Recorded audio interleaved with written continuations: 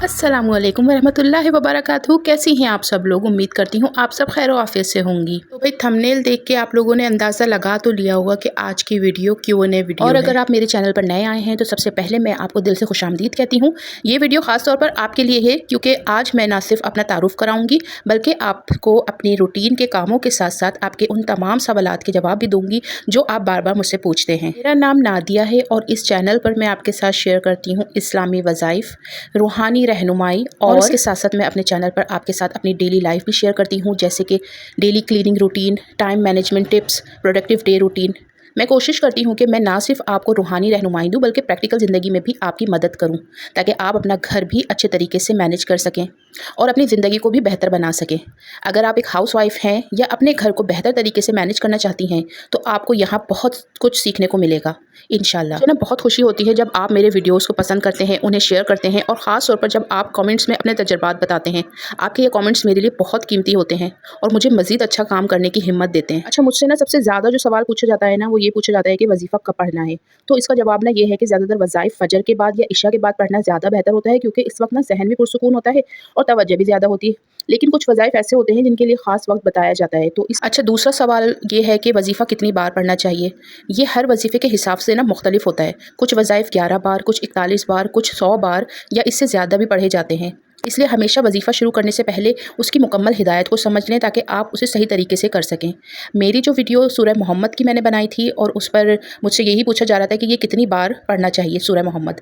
तो देखिए, अगर आप वजीफ़ा कर रही हैं वैसे तो सूरह मोहम्मद रोज़ पढ़ें आप या सिर्फ जुम्मे को पढ़ें, और अगर आप वजीफ़ा करना चाह रही हैं तो आप जुम्मे से शुरू करें और जुम्मे पे ही ख़त्म करें।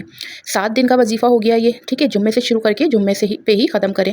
और दूसरा ये है कि आपने अगर कोई एक टाइम बनाना होता है वजीफ़े का ना, आप अगर असर की नमाज़ के बाद पढ़ रही हैं या फ़जर की नमाज़ के बाद तो कोई एक टाइम आप बना लीजिए। अच्छा, तीसरा सवाल ये है कि अक्सर मुझसे ये पूछा जाता है, वो ये है कि वजीफ़े का असर कितने दिन में होता है।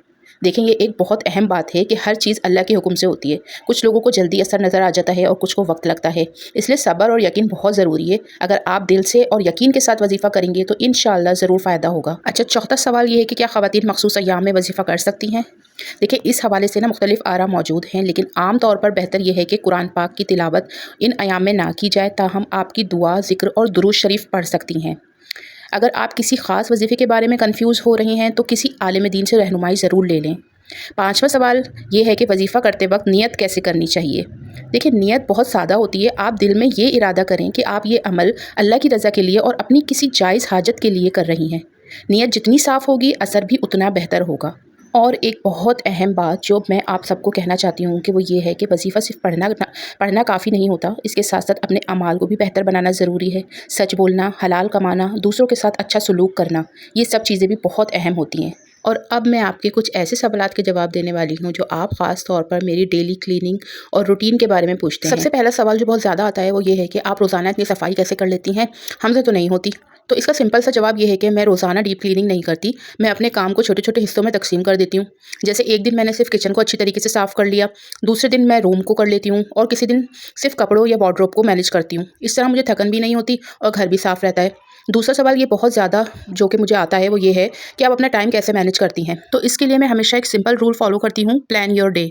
मैं रात में ही डिसाइड कर लेती हूँ कि आज मुझे कौन से काम करने हैं और फिर प्रायोरिटी के मुताबिक एक एक करके काम मुकम्मल करती हूँ। मैं एक साथ सब कुछ करने की कोशिश नहीं करती क्योंकि इससे इंसान थक जाता है और काम भी सही नहीं होता। और एक और अहम बात आपको बताऊँ कि मैं घर में एक अकेली खातून हूँ।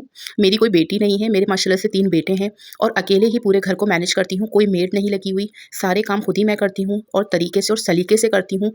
आपने मेरी वीडियोज़ में देखा तो होगा। अच्छा जी, तीसरा सवाल ये है कि आप इतनी प्रोडक्टिव कैसे रहती हैं। ये सवाल मुझे बहुत पसंद आया है। तो इसका राज ये है कि मैं अपने दिन का आगाज़ पॉजिटिव तरीके से करती हूँ। नमाज, ज़िक्र और थोड़ी सी प्लानिंग मेरे दिन को आसान बना देती है। जब आपका माइंड फ्रेश होता है ना तो आप ज़्यादा अच्छे तरीके से काम कर सकते हैं।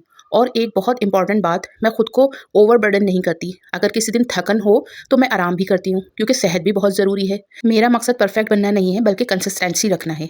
अगर आप भी अपने घर को आसानी से मैनेज करना चाहती हैं तो छोटे छोटे स्टेप्स ज़रूर शुरू करें और आहिस्ता आहिस्ता अपनी रूटीन को बेहतर बनाएं। यकीन करें, आप भी बहुत अच्छे तरीके से सब कुछ मैनेज कर सकती हैं। और अब मैं आपके कुछ ऐसे सवालों के जवाब देने वाली हूँ जो थोड़े मुख्तलिफ होते हैं और कुछ लोग मुझसे मेरे किचन के बारे में भी पूछते हैं। सबसे पहला सवाल जो आता है वो ये है कि आपका किचन इतना छोटा क्यों है?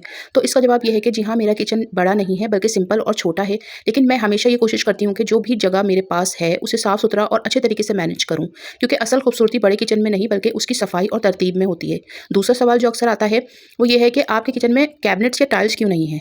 तो इस हवाले से मैं बस इतना कहना चाहूँगी कि हर किसी के हालात मुख्तलिफ होते हैं और हर घर एक जैसा नहीं होता। मैं स्टेप बाय स्टेप अपनी ज़िंदगी को बेहतर बनाने की कोशिश कर रही हूँ और इंशाअल्लाह वक्त के साथ साथ सब कुछ बेहतर भी हो जाएगा। लेकिन इस वक्त मेरा फोकस ये है कि मैं आपको ये दिखाऊं कि लिमिटेड रिसोर्सेज में भी हम अपने घर को क्लीन और ऑर्गेनाइज कैसे रख सकते हैं। तीसरा सवाल जो लोग बहुत पूछते हैं वो ये है, आपके किचन में रोशनी कम क्यों है?